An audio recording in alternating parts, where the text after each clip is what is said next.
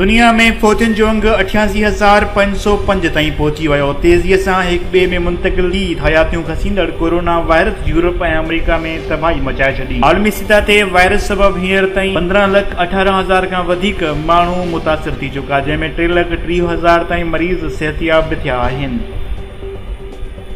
सिंध समेत पूरे मुल्क में कोरोना मुतासिरनि जो अंग 4,322 थी वियो। गुज़िरियल 24 कलाकनि दौरान 248 नवां केस ज़ाहिर थिया। तस्दीक थियल मरीज़नि जो अंग 4,322 ऐं सिहतयाब थियलनि जो अंग 572 ताईं पहुची वियो।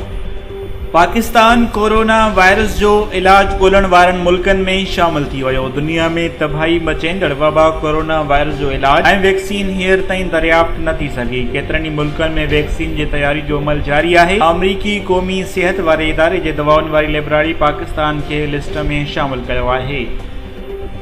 ऐं सिंध हुकूमत पारां राशन जे विरासत लाइ असूल ऐं ज़ाब्ता जारी करे छॾिया आहिनि। सिंध जी घरू वज़ारत हिदायत कई आहे त राशन जी विरासत दौरान मुस्तहिक माण्हुनि जी इज़त ऐं नफ़्स जो मुकमल ख़्यालु रखियो वेंदो। मुस्तहिकनि खे घटि में घटि 15 ऐं वधि खां वधि 30 ॾींहंनि जो राशन ॾिनो वेंदो।